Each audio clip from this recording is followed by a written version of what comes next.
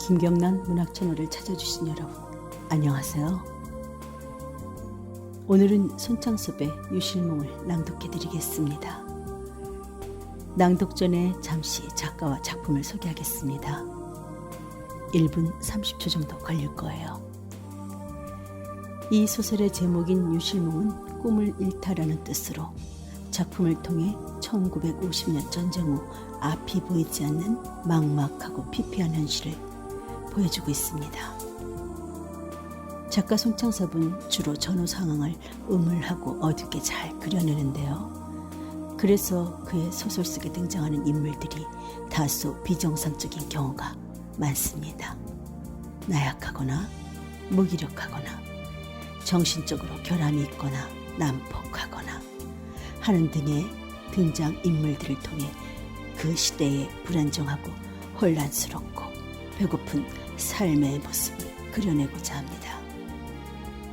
편하게 눈 감고 듣기에는 공연히 불편한 내용과 거친 대화가 많아서 다소 제 낭독이 어설프게 들릴 수도 있으실 텐데요. 제가 표현을 잘 못해도 이해하며 들어주시면 감사하겠습니다. 그럼 낭독을 시작하겠습니다. 편안한 시간 되십시오.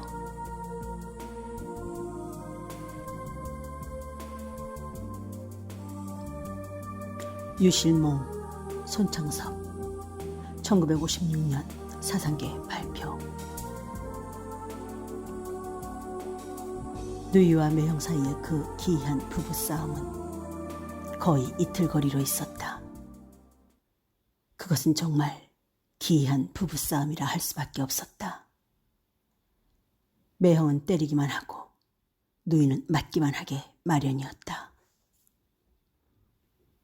매형인 상근은 아내를 구타하는데 상당히 숙달한 솜씨를 보여주는 것이다. 마치 복싱 연습이라도 하듯 두 주먹을 눈앞에 겨누었다가 연거푸 아내의 어깨와 등을 내리족치는 것이다. 주먹이 떨어질 때마다 누이의 어깨와 등에서는 퍽퍽 소리가 났다. 몇 번 만에 한 번씩 상근은 아내의 옆구리를 발길로 지르기도 했다. 그러나 누이는 어찌된 판인지 한 번도 대적하려 들지 않는 것이다. 남편이 덤벼들기 시작하면 누이는 재빨리 두 무릎 사이에 얼굴을 쳐박고 두 손으로 머리를 감싸 안은 채 꼼짝하지 않는 것이다. 남편의 주먹이 떨어질 적마다 움찔움찔 놀라면서도 그냥 몸을 더 웅크릴 뿐이다. 간혹 아야 아야 하고 유창한 비명을 지르는 것이 고작이었다. 그것은 참말 비명으로 듣기에는 너무나 느리고 부드러운 발음이었다. 하기는 누이도 어쩌다가 아픔을 참지 못하는 듯 한 군데만 자꾸 때리지 말아요. 여기저기 좀 골라가면서 때리라고요. 하고 호소하는 일이 있었다. 언젠가는 나에게 구원을 청한 일조차 있었다. 철수야, 좀 말려주려마. 얼른 좀 말려줘. 그 말을 들었을 때 나는 그만 실없이 웃어버리고 말았던 것이다. 나는 그러한 내 웃음이 잘못이었다고는 생각지 않는 것이다. 이런 경우에 웃어버리지 않고 어떻게 하느냐 말이다. 나는 웃을 수 있는 동물이라는 것을 지극히 다행한 일이라고 생각했다. 누이와 매형 사이에 빈발하는 그 신기한 부부싸움은 언제나 돈 때문이었다. 오늘도 그랬다. 상근은 저녁 먹은 그릇을 치우기도 전에 시급한 용도가 생겼으니 1,000한만 내놓으라고 조르기 시작했다. 막판에 남편이 어떻게 나올 걸 뻔히 알면서도 누이는 말대답을 했다. 언제 내게 돈 갖다 맡겼수? 그러기 내가 어디 삐젖이 달래나? 이렇게 사정사정 하디 않나? 암만 사정해도 없는 돈이 무슨 재간으로 내놔요. 너무 시시하니 굴디 말라오. 단 시판인들 내가 쓸데없는데 쓰는 줄 아나? 다 요긴동에만 쓰는 거야. 오늘은 꼭 누게다 한 탁백이 둘 일이 생겨서 그래. 술 한 잔만 먹여놓으면 나중에 천안에 몇십 배, 몇백 배 돼서 돌아올 테야. 자, 괜히 그러디 말고 어서 천안만 내놓으라. 천하는커녕 백한도 없어요. 툭하면 어린애처럼 없는 돈을 대고 내라고 조르니 어디가 도둑질을 해오란 말이오. 정말 이러기야 죽어도 못 내놓겠단 말이디.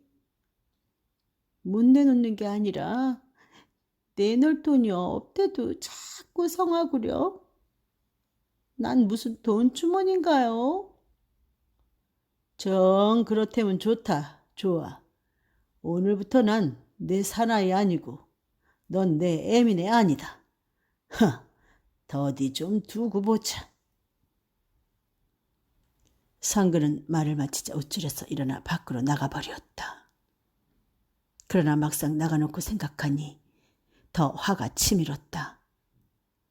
그는 이내 되돌아서 돌아오더니 잔뜩 버티고 선 채 아내에게 트집을 거는 것이다.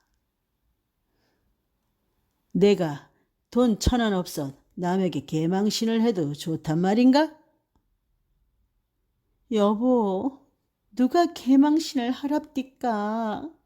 어여시 내 밥 먹고 다니면서 뭐 때문에 남한테 개망신이고 소망신이고 한단 말이오. 돈이 없는 걸 어떡한단 말이야? 꼭 한턱 쓴다고. 그것도 사업을 위해 쓴다고 약속하고서 못 쓰면 무슨 망신이야. 그래 사나이가 이렇게 망신을 당해도 니녀는 좋단 말이디. 누가 돈 쓰는 약속 하랍디까? 당신 마음대로 약속을 했으니까 망신을 해도 할 수 없지. 어떡해요. 이 쌍년 뭐야? 너 사나이를 뭘로 아니? 좀 대줘봐라. 말이 떨어지기가 무섭게 상근의 주먹은 아내의 어깨를 사정없이 내리쳤다. 누이는 날쌔게 얼굴을 무릎 사이에 묻고 두 손으로 뒤통수를 가리웠다. 놀랍게 민감한 동작이었다. 조금만 건드려도 동그랗게 몸을 사리는 굼벵이처럼 이미 습성화되어 있었다. 여유를 두지 않고 상근의 주먹이 피스톤처럼 움직였다. 누이의 어깨와 등에서는 둔탁한 소리가 났다. 누이는 한층 더 몸을 오그리는 것이었다. 견디기가 벅차면 누이도 그의 사정을 했다. 아이고, 정말 간 떨어지가시오. 좀 샜다가 때리라요. 얼른요. 좀 쇠가면서 때리라고요. 마치 아이들의 콧노래 비슷이 들렸다. 조금도 절박한 맛이 없다. 물론 상근은 들은 채도 않는다. 인연 사나이를 뭘로 아니? 구호처럼 같은 소리를 반복하며 매질하는 주먹을 멈추지 않았다. 그러노라면 누이는 마침내 항복하고야 마는 것이다. 정주가시오. 여보, 돈 내가시오. 돈을 낸다니까. 그제야 상근은 매질을 그쳤다. 그 한마디는 그만큼 효과적이었다. 누이는 비로소 고개를 들고 가슴을 폈다. 두 손으로 헝클어진 머리를 쓸어 올렸다. 어깨와 등을 만져보았다. 오늘 밤부터는 따로 자요. 지붕거렸단 바라. 눈을 흘기며 하는 소리다. 그래도 얼굴에는 분노나 비애의 기색이라고는 없었다. 애교를 띤 미소가 얄밉도록 물살처럼 번지었다. 나는 누이를 다시 보았다. 30이 넘었지만 역시 누이는 예쁘다고 생각했기 때문이다. 좀 범속한 윤광미이기는 하지만. 그러기 전마디에 성큼 내놨으면 좋디. 괜히 매도 안 맞고. 어디 얘가 얼얼한가? 성근은 흡족한 듯이 웃고 누이의 어깨를 만져주었다. 너무 그러면 나 도망가 버리고 말가시오. 갈 데가 없어 이러고 있는 줄 압니까? 또 한 번 눈을 흘기고 나서 누이는 밖으로 나갔다. 누이는 결코 남 보는 데서 돈을 다루는 일이 없었다. 밖에서 세워가지고 들어오는 것이다. 혹은 돈을 밖에다 어디 감춰두었는지도 모른다. 잠시 뒤에 누이는 들어오는 길로 100칸짜리 5장을 남편 앞에 내밀었다. 이거 시시하게 굴디 말라우. 어서 500칸만 더 내놓으라우. 죽두르고 얻어맞은 값은 어떡하고. 그나마 가한 줄 아세요. 그러면 상근은 더 군소리 없이 할 수 없군. 한마디를 남기고 불이 나게 나가버렸다. 기발한 스포츠의 한 게임은 여기서 끝이 나는 것이다. 그것은 참말 현대식 가정 스포츠일지도 모른다. 스포츠가 아니라면 내가 언제나 태연히 구경만 하고 있을 수는 없을 것이다. 그렇지만 솔직히 나는 이런 스포츠를 구경하기 위해 누이네 집에 와 있는 것은 아니었다. 그러기 위해서 내가 세상에 태어난 것은 더구나 아니었다. 나는 지금 하늘옷을 잃어버린 선녀처럼 되어 있는 것이다. 그놈의 찬란한 옷을 찾아 입지 못하는 한 나는 영 다시는 하늘로 날아 올라가지 못하고 말 것이다. 나는 새삼스레 방 안을 둘러보았다. 마치 하늘옷을 찾아내려는 듯이. 방 가운데는 먹고 남은 저녁 그릇들이 너저분히 널려 있을 뿐이다. 한 구석에는 2살잡이 재순이가 자고 있었다. 머리맡에서는 우통을 벗어젖힌 누이가 손바닥만한 거울 조각을 문지방에 세워놓고 화장을 시작하였다. 나는 그만 멋쩍게 씩 웃어버리고 말았다. 식기를 챙겨가지고 부엌으로 나갔다. 나는 이 집에 식모나 다름이 없었다. 저녁 설거지만은 내가 하는 수밖에 없었다. 30이 넘은 대장부의 채신에 꼴이 아니지만 할 수 없었다. 누이는 저녁마다 화장을 하고 출근을 해야 하기 때문이다. 누이는 술집 작부였다. 그러한 직업에는 누이는 수재적이었다. 그 수재의 힘으로 몇 식구가 살아가고 있었다. 누이의 그 행동성은 강한 생활 능력을 보유하고 있었다.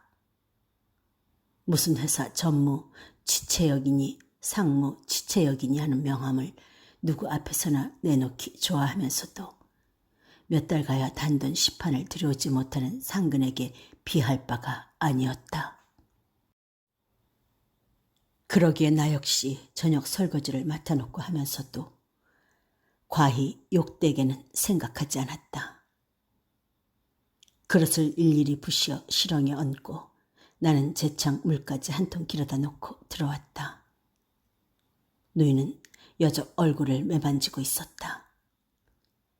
나는 바람벽에 기대앉아서 누이를 바라보았다. 누이에게서는 강한 인간의 냄새가 풍기었다. 나는 그 냄새를 즐기는 것이었다. 참말 세상에는 인간 냄새를 풍기지 못하는 인간이 얼마나 많은지 모르겠다. 내 시선이 자기에게 부어지는 걸 의식한 누이는 얼굴을 돌렸다. 애교 있게 웃었다. 확실히 명랑하고 만족한 표정이었다. 누이는 본시 고민이나 오해라는 것을 전혀 모르는 기질이었다. 도대체가 숙명적으로 심각해질 수 없는 인간이었다. 넌 정말 총각으로 늙을 셈이니? 글쎄, 낸드라우. 애도 어쩌면 그렇게 여자에 대한 욕심이 없을까? 누이에게 있어서는 남녀 관계와 돈만이 인생의 전부였다. 누이의 하재는 언제나 그 두 가지 문제에서만 시작되었다. 욕심이야 왜 없어요? 나도 누이 같은 여자만 있으면 단박 덤벼들었을지 몰라요. 사실이에요. 누이만큼 예쁘고 애교 있는 여자가 있으면 말이외다. 가만하고 있어도 밥이 생기고 옷이 생기고 그러다가 주먹만 한번 내두르면 용돈도 나오고 술값도 나오고 얼마나 좋아요. 나는 과연 오래간만에 명답을 내리는데 성공했다. 나는 좀처럼 누이를 만족시킬 만한 대답을 하지 못했다. 누이의 얼굴엔 틀림없이 도치적인 흥분이 얇게 번지었다. 누이는 마치 여자끼리 그렇듯 애도 못하는 소리가 없구나 하고 눈을 흘기더니 내 다리를 꼬집었다. 그리고 나서 누이는 옆방에 들어 사는 춘자 얘기를 또 끄집어냈다. 애가 좀 깔끔해서 탈있지 여태 수처녀에는 틀림없다는 것이다. 노상 겉으로는 새치미를 뗐지만 30이 다 된 올드미스인데 사내 생각이 없을 줄 아니? 한번 슬쩍 건드려만 봐. 영락 없지 뭐. 누나하고는 좀 다를걸? 어이구 말 좀 말어. 수염이 석자라도 사람은 먹어야 사는 거야. 점잖은 사람이 어딨어. 남자고 여자고 나이 들면 다 저볼 재미를 채우고 싶은 거야. 언제나 이야기가 남녀 문제에 걸치게 되면 누이는 놀랍도록 다변해지고 또 대담해지는 것이었다. 누이는 처녀 시절부터 그랬다. 여자보다 남자친구가 더 많은 편이었다. 자연 여러 가지 불미한 풍문을 퍼뜨리고 다녔다. 학교에서는 여러 번 정학 처분을 당했고 집에서도 쫓겨나면 외가에 가 살았다. 그래도 간신히 여학교를 나오자 어른들이 먼저 서둘러서 이내 정혼을 했다. 누이는 거의 매일 약혼한 남자 집에 드나들었다. 남자 편의 부모가 눈살을 찌푸리기 시작했다. 무슨 색시가 하륙의 여자처럼 저 모양이냐고 했다. 마침내 파혼을 제의해왔다. 파혼한 지 한 달 만에 임신이 밝혀졌다. 외가에 가서 해산을 하고 몇 달이 지나서 유아는 어느 집 양자로 보냈다. 얼마 뒤 누이는 20살이나 칭이 지는 남자에게 출가를 했다. 그러나 1년이 차기 전에 누이는 돌아와 버리고 말았다. 김 빠진 영감태기하고 무슨 재미에 살겠느냐는 것이었다. 반년쯤 있다가 이번에는 시골 중학교 선생의 후처로 갔다. 그래도 거기선 2년이나 살았다. 남편의 동료인 독신교원과 지나치게 접근했다가 행실이 부실하다는 이유로 거기서도 배척을 받고 돌아왔다. 이남으로 피난 온 후에도 상근이가 두 번째 사내였다. 남자와 사귀는 데는 거의 천재적이었다. 그런 만큼 남자 없이는 살지 못하는 누이였다. 누이에게 있어서 남녀 관계란 단순히 자웅의 뜻으로만 통하는지도 모른다. 요즘도 누이와 상근은 그 동물적 본능을 만족시키기에 밤마다 바빴다. 움목에서 제순이를 안고 자는 나를 그들은 조금도 꺼리는 기색조차 없었다. 내가 잠들지 않고 있는 줄을 뻔히 알면서도 누이 부부는 저희 하고 싶은 짓은 다 했다. 그들이 잠들기 전에는 나도 제대로 자지 못했다. 내가 내 육체의 일부분을 애무해 보는 것은 이런 때였다. 제대를 하고 내가 누이를 찾아온 지 불과 한 달밖에 안 됐지만 처음 며칠 동안은 잠을 못 자서 마치 심한 신경쇠약에 걸린 것처럼 되어 있었다. 누이 부처는 밤 시간만을 이용하는 것은 아니었다. 누이의 출근을 위해서 언제나 남보다 이른 저녁을 먹는 우리는 상을 물리고 나도 그대로 낮이었다. 화장을 하면서 남편과 실없는 소리를 주고받다 말고 누이는 갑자기 날더러 바람이라도 쏘이고 오라는 수가 있다. 나는 얼른 그 말의 의미를 알아차릴 수 있기 때문에 제순이를 안고 밖으로 나간다. 그러자 등 뒤에서는 영락없이 문고리 잠그는 소리가 나는 것이었다. 그때마다 나는 당황한 심정으로 어릿어릿 주위를 살펴보곤 하였다. 화장을 끝낸 누이는 제순이를 깨워 젖을 물리었다. 젖을 먹여놓고 직장에 나가면 누이는 밤 11시나 되어야 돌아오는 것이었다. 쿵쿵쿵 약한 소리로 또 바람벽이 울려왔다. 이어서 홍주사 홍주사 하고 나를 부르는 강노인의 음성이 들려왔다. 뜰에서 혼자 놀라고 제순이를 문 밖에 내려놓고 나는 얼른 옆방으로 갔다. 강노인은 언제나 마찬가지로 요이의 사지를 펴고 엎드려서 죽는 소리를 내고 있었다.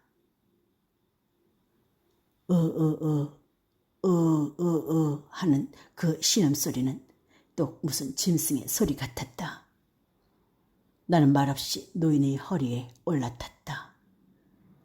그리고 두 손에 힘을 주어서 그 허리를 아래서 주물러 올라가기 시작했다.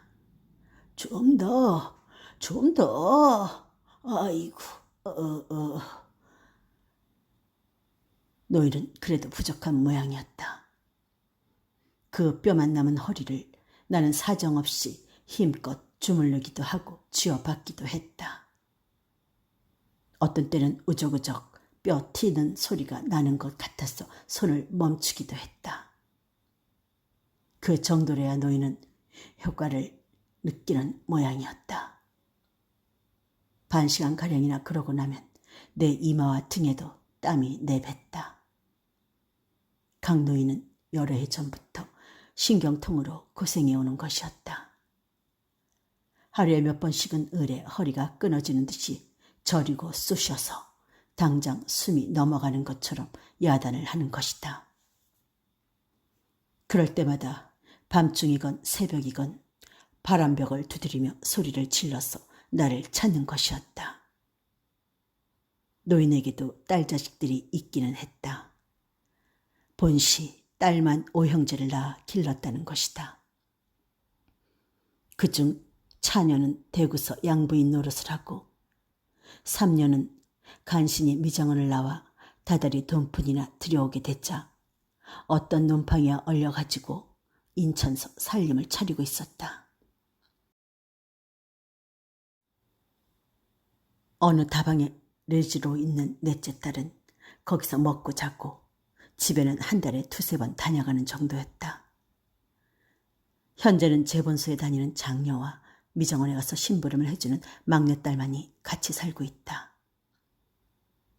막내딸의 벌이란 저 하나 입칠해도 될까 말까 한 정도라 장녀의 수입으로 겨우 끼니를 이어가고 있는 것이다.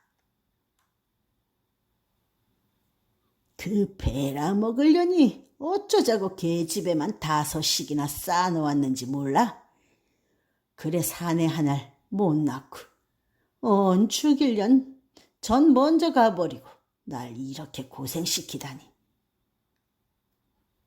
고통이 좀 가셔지자 노인은 버릇이 된 말을 또 씨부리기 시작했다. 벌써 여러 해 전에 죽은 마누라가 노인은 원망스러워 견딜 수 없는 것이었다. 그 귀한 아들 하나 못 낳아주고 하찮은 딸만 5이나 쏟아놓고 죽은 것이 더 한스러웠다.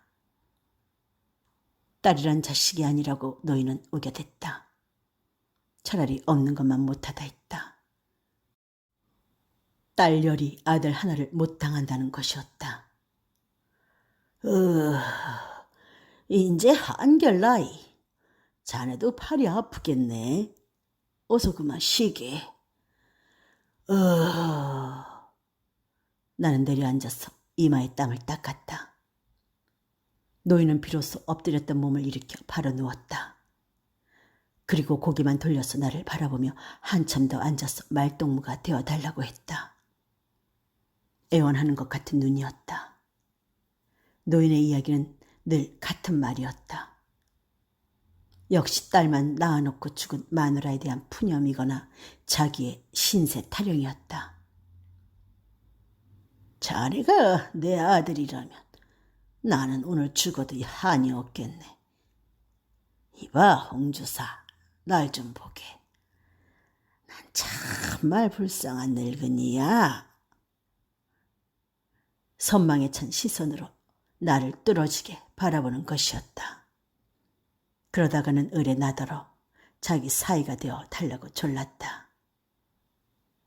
나는 좀 딱했다. 그저 씩 웃고 말았다. 뭐라 대답하기 난처할 때 하는 버릇이었다. 나는 정말 노인의 요청에 명확히 대답할 수가 없었다. 그의 큰딸이 내 마음에 들었기 때문이다. 나는 여태 제대 당시부터 벼러운 신사복 한 벌을 장만하지 못한 처지였다.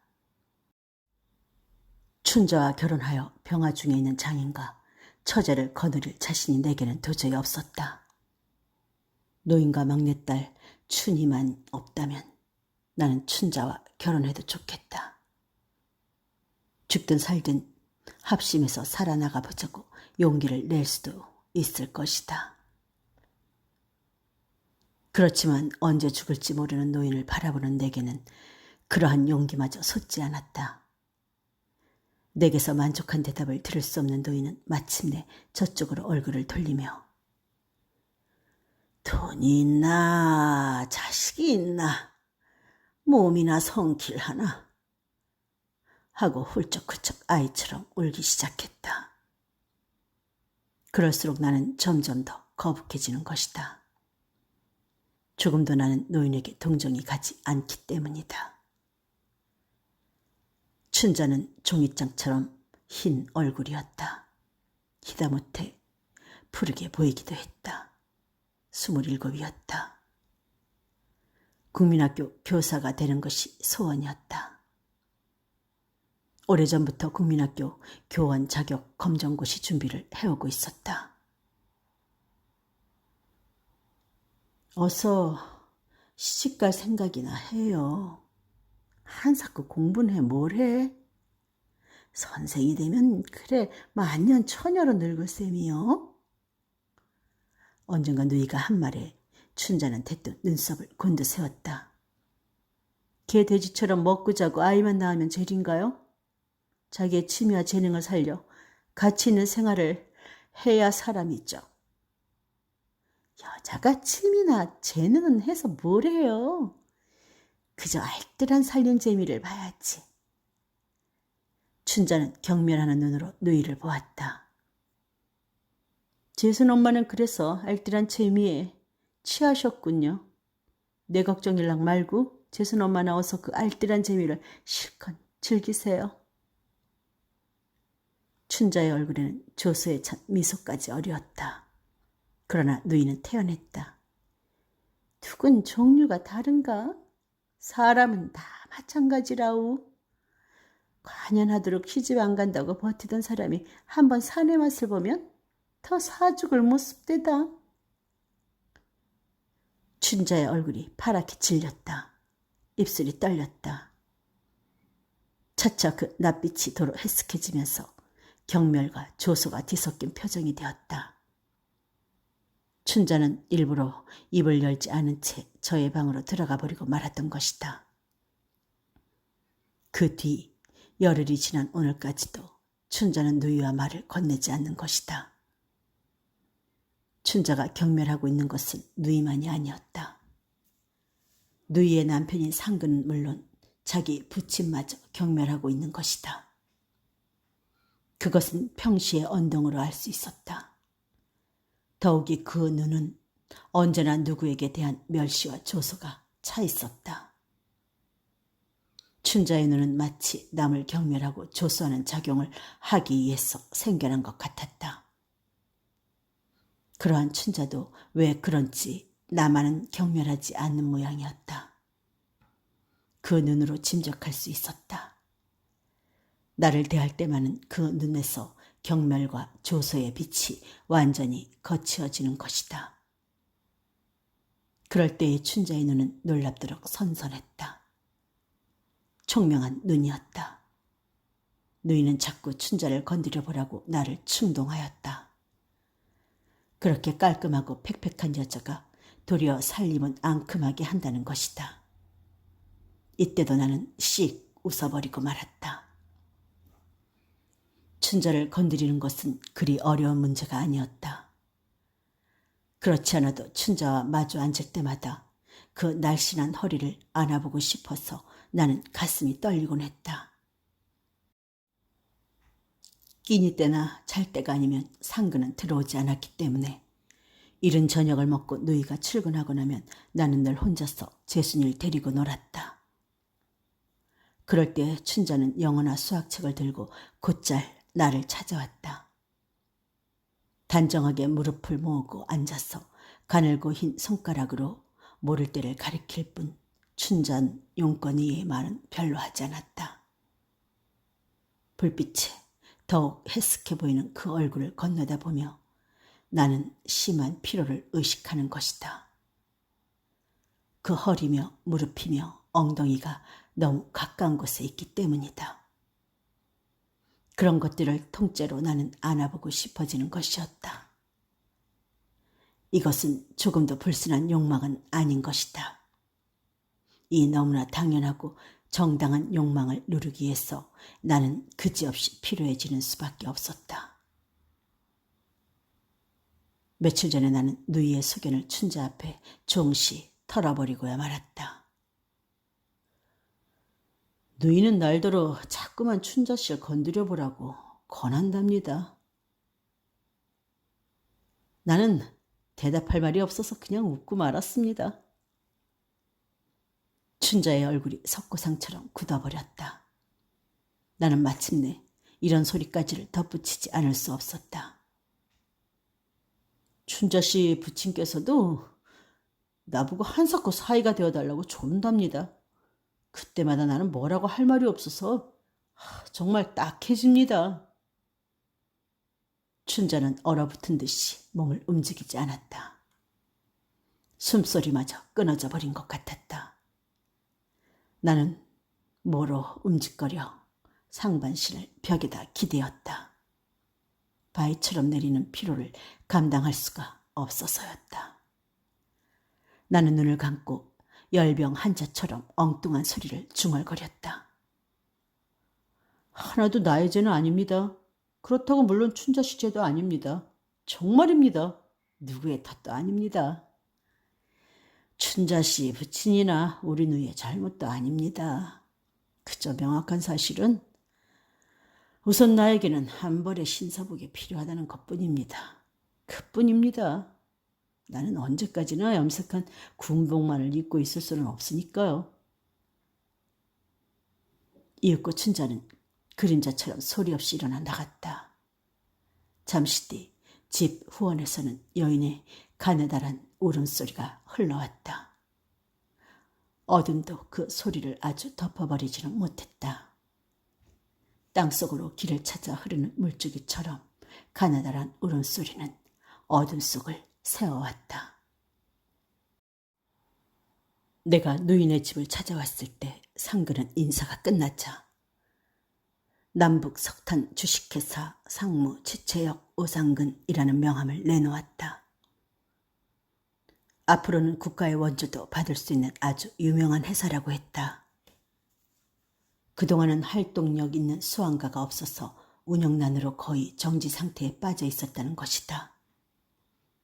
그러던 것을 요즘 와서 상근의 동지들이 중심이 되어 새 자본주를 끌어대가지고 착착 재건 준비 중에 있는데 불원 정식 발족을 보게 될 것이라고 했다.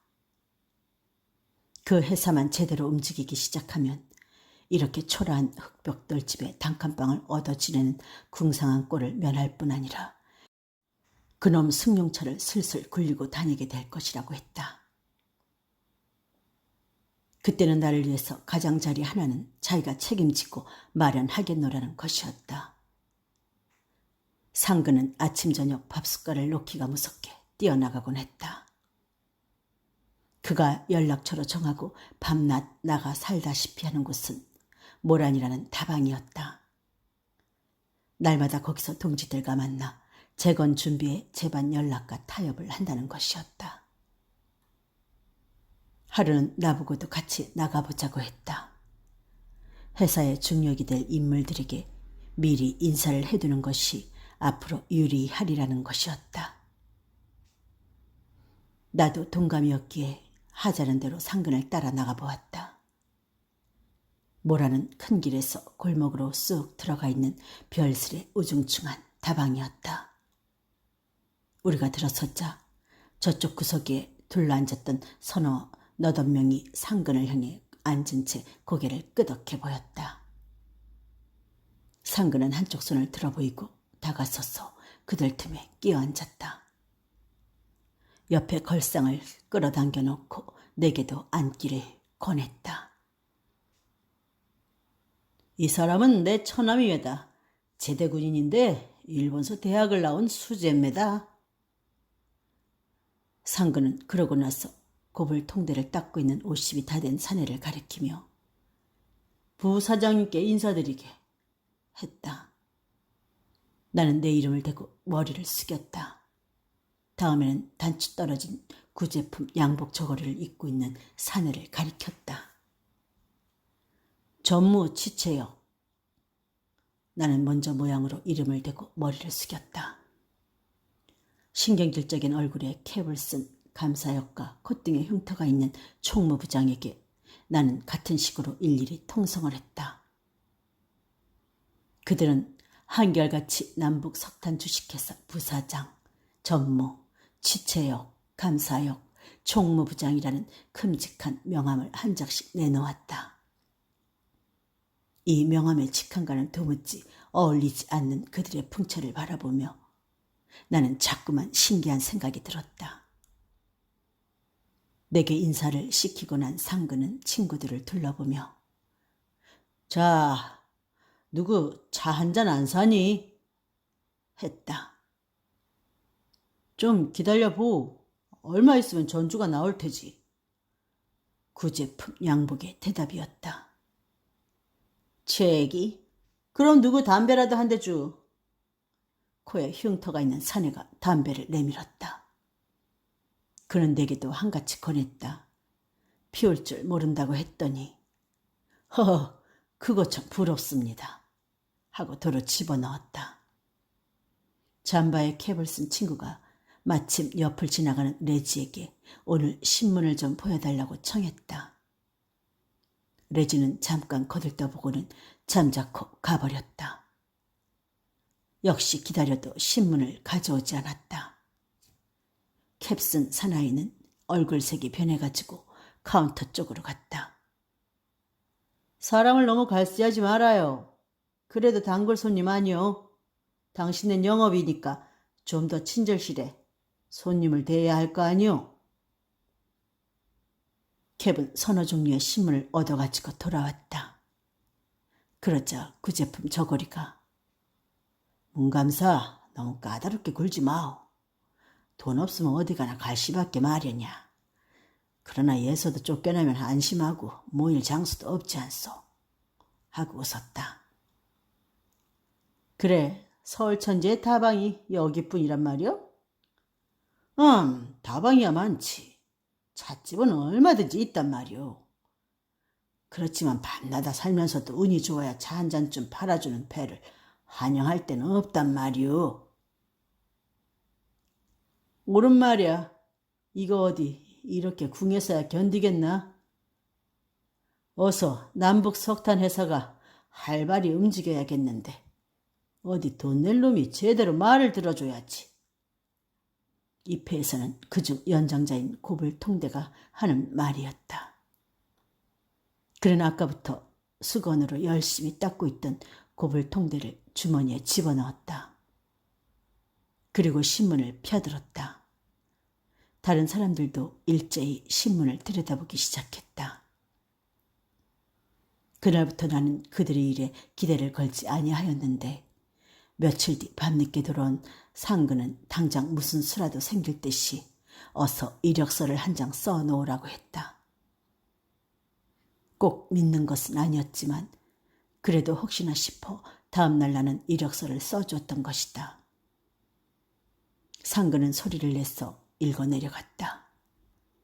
생년월일을 읽고 나서 그러면 31살이군.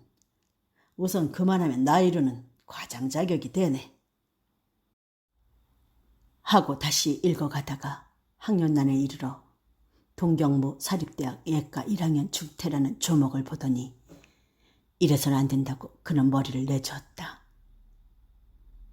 회사 규칙상 과장 이상은 반드시 대학 출신이어야 된다는 것이다. 자기가 주장하면 체면을 보아서라도 들어주기는 하겠지만 위신 문제도 있고 하니 아예 학력을 속이자는 것이다. 지난번에 자기가 그렇게 소개하지 않았느냐고 하며 어서 대학 졸업으로 그치라고 했다. 나는 허위 이력서를 꾸며서까지 과장이 되고 싶지는 않다고 했다. 상근은 나를 경멸하듯이 큰 소리로 한바탕 웃었다. 자넨 상계도 세상이란 걸 모르네 기래. 그의 논법에 의하면 서로 속이고 쏟고 하는 게 세상이라는 것이다. 나는 이력서를 도로 받아 놓은 채 고칠 생각은 않고 얼음얼음 며칠을 넘겼다. 그랬더니 이번에는 곧 회사가 발족한다고 하며 상근이 편해서 이력서를 재촉했다.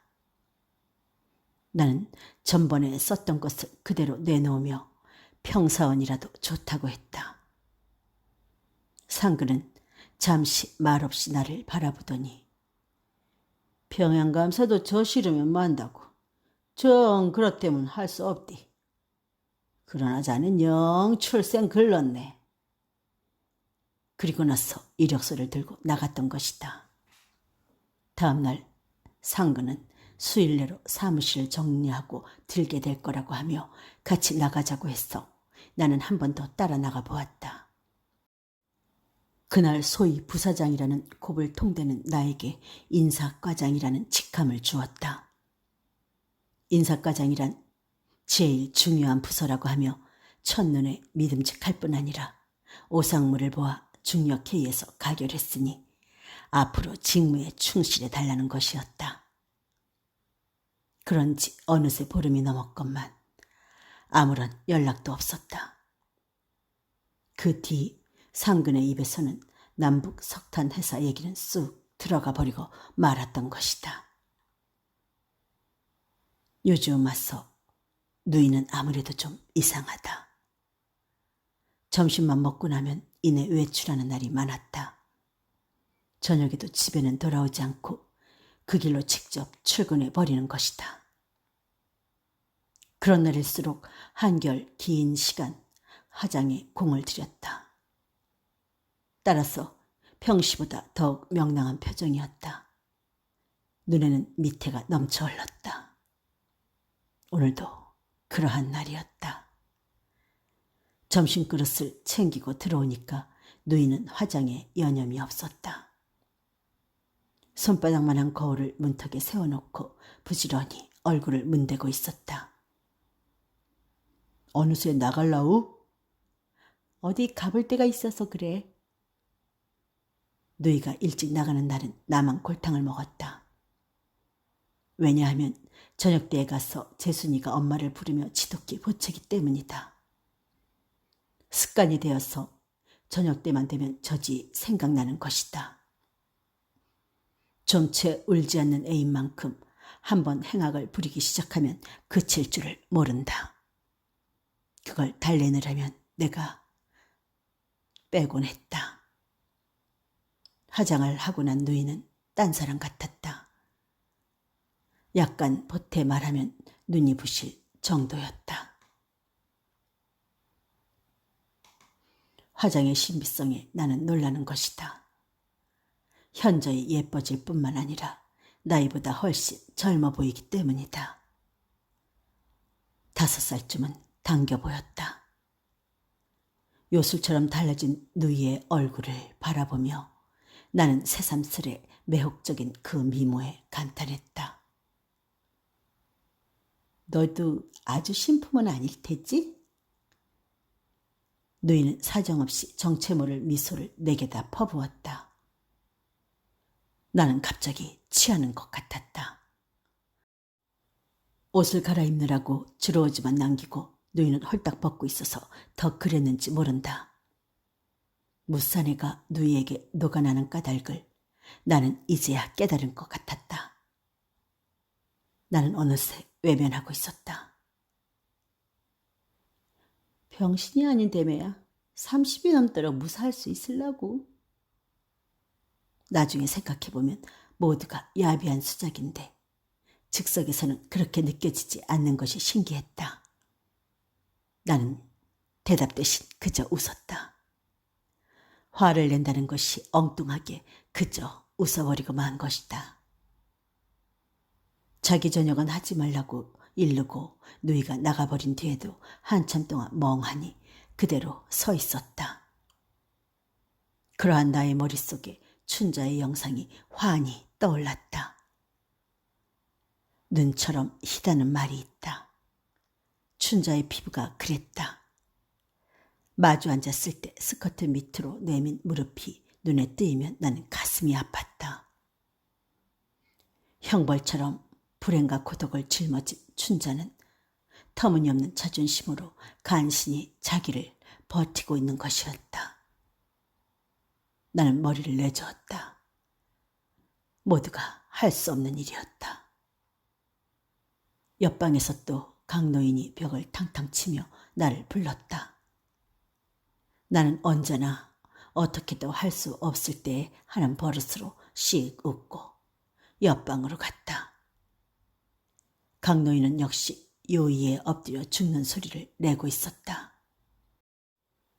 나는 강노인의 허리에 올라탔다. 두 손으로 힘껏 노인의 야인 허리를 주물러 올라갔다. 반시간 가량이나 나는 그러한 동작을 계속한 것이다. 노인의 신음소리가 누그러지는 걸 보고 나는 내려앉았다. 그러나 오늘따라 노인은 죽은 마누라를 원망하는 소리를 늘어놓지 않았다. 몹시 불안한 표정이었다. 나보고 좀 밭에 오라고 했다. 다가앉았더니 노인은 내 손을 잡아서 갈비뼈가 앙상한 자기 가슴 위에 얹었다. 자기 가슴의 고동이 여느 때와 다르지 않느냐고 물었다. 나는 다르지 않다고 대답했다. 정말 아무렇지도 않느냐고 노인은 재쳐 물었다. 정말 아무렇지도 않다고 나는 대답했다. 강노인은 역시 불안한 표정으로 잠시 나를 쳐다보다가 여느 때 없이 숨이 자꾸 속으로 꺼져 들어가는 것만 같다고 했다. 이어서 죽을 것만 같다고 했다. 기운 없는 소리였다. 좀 뒤에 노인은 춘자가 다니는 제분 공장을 대강 일러주고 딸을 좀 불러다 달라고 했다. 나는 일단 우리 방으로 가서 재순이를 업고 나왔다. 그러면 얼른 다녀올 테니 조심하라고 하며 나는 노인을 한 번 더 들여다보았다. 내가 돌아서려니까 노인은 손을 저어 말렸다. 그리고는 상반신을 움직여 겨우 일어나 앉았다. 한결 나아졌다는 것이다. 그러면 그렇지. 이제 겨우 60인데 그렇게 쉬 죽을라고. 노인은 만족한 듯이 웃었다. 왜 그런지 나는 약간 실망을 느끼며 대문 밖으로 나와버렸다. 나는 제순을 업은 채 스적스적 걸음을 옮겼다. 나는 큰 길로 나와서 얼마를 걸었는지 알 수 없었다. 처음에는 목적이 없었던 것이 차차 걷는 도중에 나는 춘자를 찾아가고 있다는 것을 깨달았다. 우선 나는 그러한 자신에게 놀랐다. 그러면서도 돌아서려고 하지 않고 강노인에게서 들은 방향을 향해 나는 걸음을 계속했다. 1시간쯤 뒤에 나는 쓰레기가 쌓여있는 공터에 나타났다. 그 한 기퉁이에 함석 지붕을 얹은 바라크가 서 있었다. 나는 직감적으로 그게 춘자가 있는 재원소라는 생각이 들었다.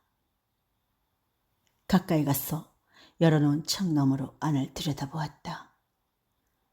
20여 명의 용역 직공들이 종이 북더기 속에서 분주히 손발을 놀리고 있었다. 나는 두리번거리며 춘자를 찾아보았다. 얼른 눈에 띄지 않았다. 뭡니까? 한 남자가 나를 발견하고 소리를 질렀다.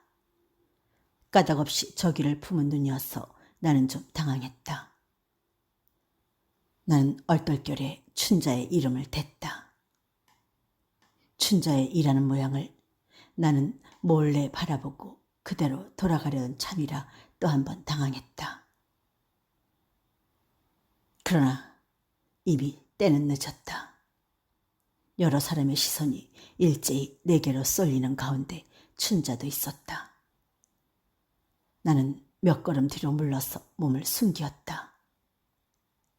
이내 춘자가 쫓아나왔다. 모욕을 당한 것 같은 표정이 춘자의 얼굴을 스쳐갔다. 계속해서 춘자의 얼굴이 붉어졌다. 드문 일이었다. 웬일이셔요? 나는 대답할 말이 없었다. 하는 수 없이 씩 웃고 말았다. 여기에 찾아온 이유를 나도 알 수 없었기 때문이다. 어떻게 오셨어요? 춘자는 너무했다. 거품 묻는 바람에 나는 그만 부친께서 아무렇지도 않습니다. 해버렸다. 춘자는 약간 놀란 눈으로 자기 부친의 병이 갑자기 악화됐느냐고 물었다. 아닙니다. 아무렇지도 않습니다. 춘자는 또 한 번 얼굴을 붉혔다. 춘자는 공장 앞에 있는 구멍가게에서 캐러멜을 한 갑 사서 재순에게 쥐어주었다. 재순이 잘 가거라, 응? 춘자는 재순의 등을 가만히 투덕거려 주었다.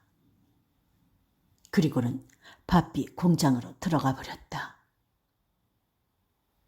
돌아오는 길에 강노인이 죽었을지도 모른다는 생각이 내게 들었다. 기실 그렇게 생각된 것이 아니라 그러기를 바라는 심리였는지 모른다. 대구 가슴이 설레었다. 집에 돌아와 보니 강노인은 아무렇지도 않았다. 춘자는 요즘 와서 수험 준비에 더욱 열중하기 시작했다. 차기 검정고시에는 기어코 응시하겠다는 것이다. 선생님이 협력만 해주신다면. 춘자는 뒷말을 흐려버리고 말았다. 이내 새침해졌다. 자존심을 잃고 싶지 않은 것이다. 이상하게 그 말이 내게는 잊혀지지 않았다. 두고두고 그 말을 감춰 씹듯 했다. 물론 그것은 내가 협력만 해주면 어김없이 합격될 자신이 있다는 뜻임에 틀림없을 것이다. 교원 자격만 얻으면 모범 교사가 될 자신이 있다는 말을 춘자는 그 전에 한 일이 있었다. 그리 되면 최소의 생활보장은 문제없으리라는 말도 했다. 그러한 말들은 어떤 의미에서 나를 구속하는 것이었다. 나는 아무데도 구속을 받아서는 안 되겠다. 자신을 위해서 나는 좀 더 냉정해져야겠다고 결심했다. 그럴수록 춘자의 야인 모습이 자꾸 떠올랐다. 과연 춘자는 나날이 더 파리에 가는 것만 같았다. 춘자는 너무 무리를 하고 있는 것이다. 육체적으로, 정신적으로, 또 심리적으로 겹치는 무리는 춘자를 극도로 피로하게 했다. 그 피로를 춘자는 스스로 의식하지는 못했다. 강한 자존심이 버티고 있었기 때문이다. 춘자는 밤을 새우다시피 공부했다. 그리고도 아침은 일렀다. 늦잠을 자는 우리가 일어나 보면 춘자는 벌써 출근한 뒤였다. 공장에서는 어슬해야 들어왔다. 우선 육체가 당해낼 도리가 없을 게다. 저러다가 노인보다도 춘자가 먼저 죽지 않을까 하는 생각이 내게는 들었다. 그래도 춘자는 무리를 하지 않을 수 없었다. 교원 자격을 얻지 못할 바에는 차라리 죽는 편이 낫다는 것이었다. 검정고시에 합격하는 것만이 자기의 운명을 바꿀 수 있는 유일한 길이라고 믿고 있는 모양이었다. 거기다 영양 부족도 겹쳐서 자연 춘자는 여의어 갈 수밖에 없었다.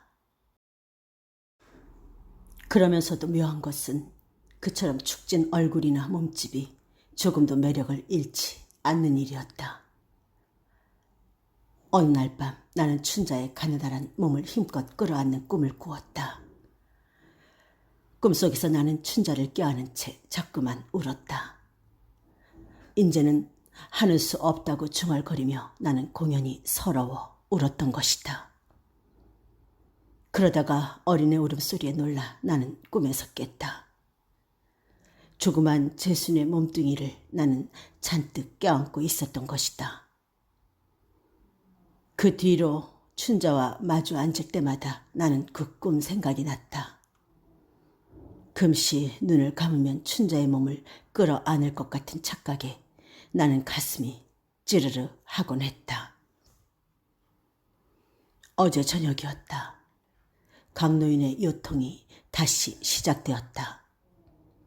물론 나는 불리어 옆방으로 갔다.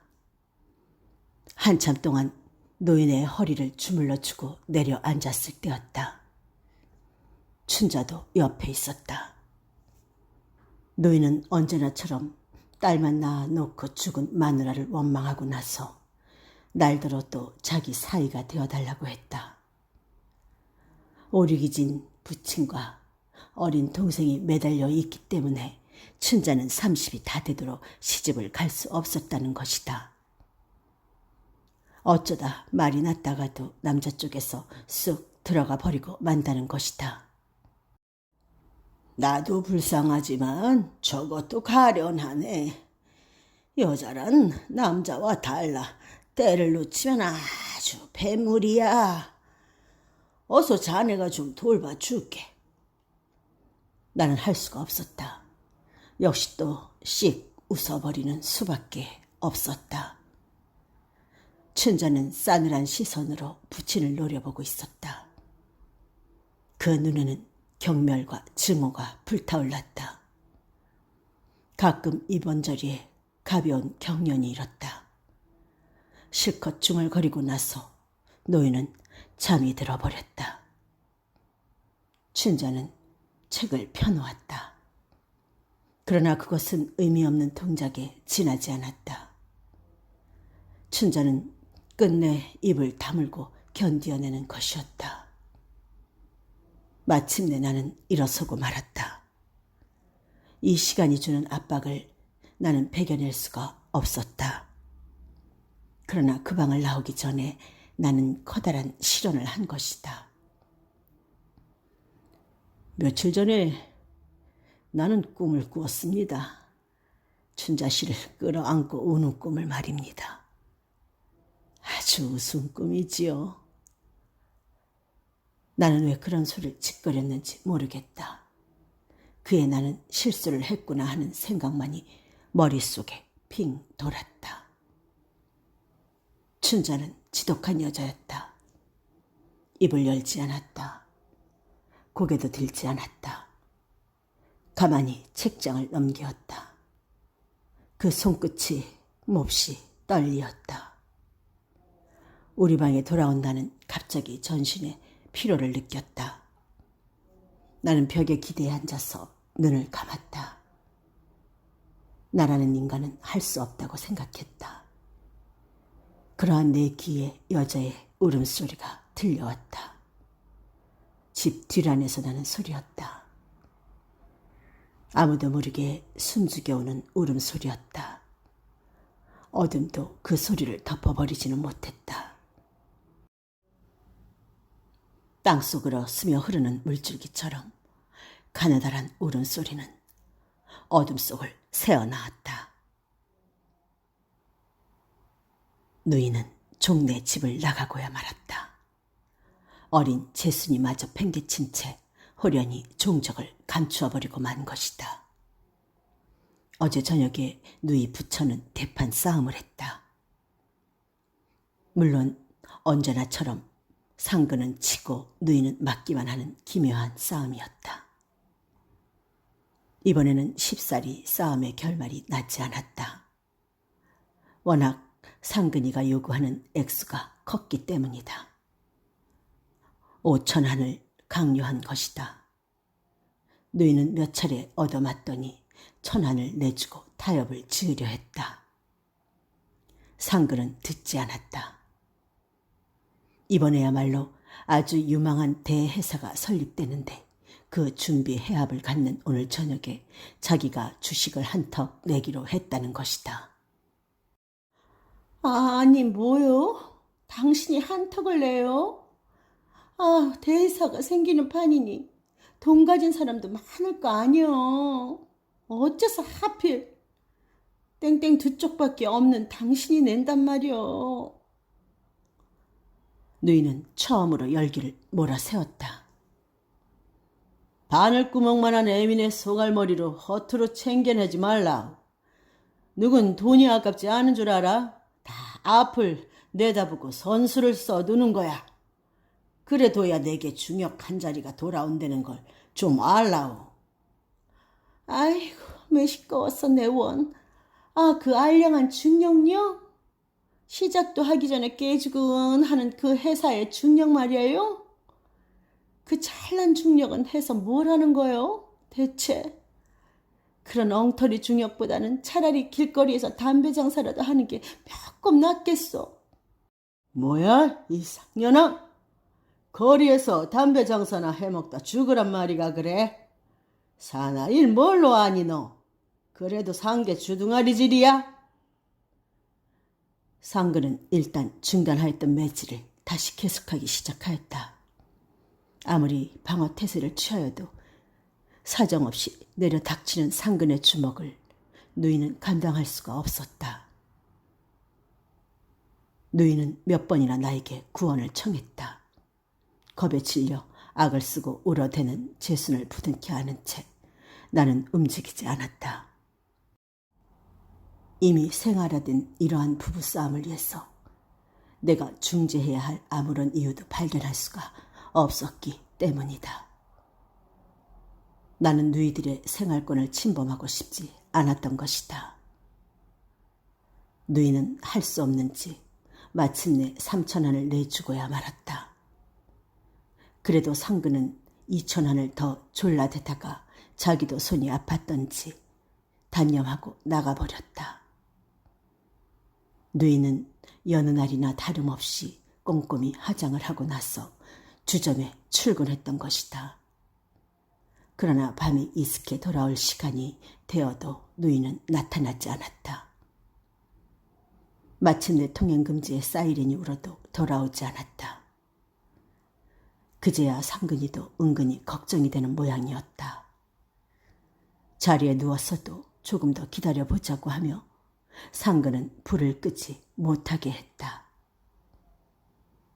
자정이 지나도 종시 누이는 돌아오지 않았다. 횡포한 손님들의 강권에 못 이겨 포금을 하고 몸을 가눌 수가 없어서 아마 주인집에서 자고 오는지도 모른다고 우리는 이야기하고 잠이 들었던 것이다. 언제나 밤 시간이 늦어서 봄시 늦잠들을 자는 편이건만 이튿날 아침 상근은 첫새벽에 일어나 술집으로 쫓아가 보았다. 그러나 아내는 거기에 없었다. 뿐만 아니라 어제 저녁에는 초임 무렵에 잠깐 얼굴만 내대고 앞으로는 못 나오게 될지도 모르겠다고 하고 이내 돌아가 버렸다는 것이다. 상근은 얼굴이 푸르죽죽해가지고 집으로 돌아왔다. 눈도 퀭해졌다. 믿어지지 않을 만큼 상근은 불이 죽었다. 매를 맞고 분하니까 어디 아는 집에라도 가서 하룻밤 자고 오는지도 모른다고 나는 짐짓 위로 비슷한 말을 했다. 누이는 점심때가 되어도 영 돌아오지 않았다. 마침내 우리는 가슴직한 곳을 찾아 나서기로 했다. 무엇보다도 재순이가 엄마를 찾으며 우는 통에 견딜 수가 없었다. 재수는 내가 업고 나섰다. 전에 들어 살던 주인집에 가본다는 상근이와 나는 한 길에서 갈라졌다. 아이를 업은 채 나는 무작정 거리를 싸다 놨다. 재수는 내 등에서 그만 잠이 들어버렸다. 더 무거웠다. 나는 자꾸 축혀 올리면서 걸었다. 내 이마와 등에도 땀이 내뱉다. 애를 업은 나의 초라한 꼴이 가게 유리창에 비치었다. 그때마다 나는 걸음을 멈추고 내 몸꼴을 바라보았다. 할 수 있나? 번번이 나는 그렇게 중얼거렸다. 견딜 수 있는 데까지는 현재를 견디는 수밖에 없다고 생각했다. 그것이 나의 운명이기나 한 것처럼 나는 또 얼마 동안을 정신없이 돌아다녔다. 얼마 만에 나는 어느 뒷골목 공터에 다다른 저신을 발견했다. 한쪽 모퉁이에는 헛강 같은 함석 지붕의 건물이 있었다. 그것은 물론 전에 한번 와본 일이 있는 재본 공장이었다. 나는 그 옆으로 다가갔다. 유리 없는 창들이 부산이 종이를 다루고 있었다. 마침내 한 남자가 나를 발견해 주었다. 그는 용하게 나를 기억하고 있었다. 내가 청하지도 않는데 그는 큰 소리로 춘자의 이름을 불러주었다. 시선이 이쪽을 향했다. 춘자도 나를 보았다. 좀 당황한 기색이었으나 춘자는 이내 일손을 멈추고 정문으로 돌아 나왔다. 물론 타고난 대로 창백하고 싸늘한 얼굴이었다. 무슨 일이 있었나요? 우리 누이가 도망을 갔습니다. 도망요? 그럴 거예요. 틀림없이 비웃는 어조였다. 그래서 누이를 찾아 나왔다가 이 앞을 지나게 돼서 잠깐 들여다본 겁니다. 그래놓고 보니 내 행동이 너무나 당연한 것 같았다. 춘자는 신기하게 약간 얼굴을 붉히며 미소를 지었다. 지난번처럼 춘자는 캐러멜을 한 갑 사서 내 손에 들려주었다. 재순이가 깨거든 주라는 것이다. 나는 춘자를 찾아오기를 잘했다고 생각했다. 누이는 우리가 나온 틈에 집을 다녀갔다. 고리짝을 뒤져서 자기의 벤벤한 옷까지는 다 싸가지고 간 것이다. 한편 누이는 강노인에게 쪽지를 맡겨놓고 갔다. 저녁 몇 시까지 아무도 모르게 재순이를 얻고 서울역으로 나아주기 바란다. 꼭 나오너라. 내용 얘기는 만나서 하겠다. 나는 상근이나 어서 돌아오기를 기다렸다. 단독으로 처리하고 싶지 않아서다. 그러나 그 시간까지 안 돌아오면 할 수 없다. 누이보다 재순이를 위해서 시간이 되면 나는 역에 나가기로 작정한 것이다. 한 길에 있는 이발소까지 시계를 보러 몇 번이나 왕복했다. 상근은 종시 돌아오지 않았다. 재순이를 얻고 나는 서울역으로 나가보았다. 누이가 기다리고 있었다. 누이 옆에는 제법 미끈하게 차린 사내도 서 있었다. 누이는 얼른 재순이부터 받아 안았다. 분주히 젖을 물리고 나서 그 사내를 가리키며 이가 너의 매형이다 했다. 나는 어이가 없어서 누이와 사내의 얼굴을 번갈아 보았다. 이가 재순이의 본아버지야. 부산서 갑자기 행방불명이 되었기 날 팽개치고 달아날 줄 알았더니 그동안 피신하고 있었대는구나 글쎄. 어떤 사정이 있어서 숨어 지냈대. 그런데 이젠 그 사건도 무사히 해결이 나고 해서 혹시 서울이 나오면 내 소식을 알까 싶어 하다가 용케 만났지 뭐니. 누이의 말이 내게는 고지 믿어지지 않았다. 거짓말만 같았다. 그러나 그 문제에 대해서 난 더 생각하지 않기로 했다. 누이의 말이 사실이면 어쩌고 거짓이면 어쩌랴. 그 진부가 누이의 행복과 과연 어떤 관계가 있겠느냐 말이다. 부산행 열차의 개찰이 시작되었다. 누이는 더없이 만족한 표정으로 나를 보고 2, 3일 뒤에 부산으로 내려오라고 했다. 여태 너 군복도 못 벗었으니 어떡하니? 여보, 얘가 내려오거든. 우선 양복부터 한벌 해 입혀야겠수. 그리고 오기만 하면 매형이 곧 취직을 시켜주신대. 그야 다 이를 말인가. 하나밖에 없는 처남인데. 사내는 수첩을 내서 한 장 쭉 째더니 주소를 적어주었다. 그리고는 양복 주머니에 손을 넣더니 만환 뭉치를 하나 꺼내주었다. 여비로 쓰라는 것이다. 그 밖에 땀 마른 나눌 사이도 없이 그들은 개찰구를 통과해버렸다. 승객들이 다 나간 뒤에도 나는 잠시 그 자리에 더 남아있었다. 이제는 어디로든 나도 떠나야 할 때가 왔다고 생각했다. 그 집에 내가 월요를 머물러 있는 것도 누이가 있었기 때문이다. 그렇다고 해서 다시 누이를 찾아갈 생각은 아예 없었다. 차라리 나는 누이와는 반대 방향으로 가야 한다고 생각하며 대합실을 나섰다. 밖에는 어둠을 뚫고 자동차가 수없이 질주하고 있었다.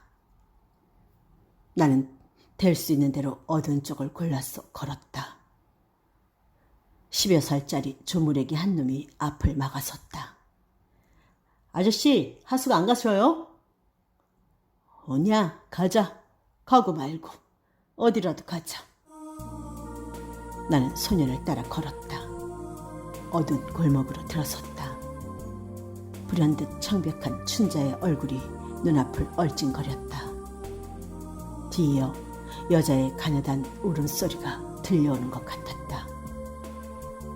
그것은 분명히 숨죽여 오는 젊은 여자의 울음소리였다. 이러한 착각을 나는 끝까지 견디어내야 한다고 생각하며 자꾸만 어둠 속을 헤치고 소년을 따라 걸었다.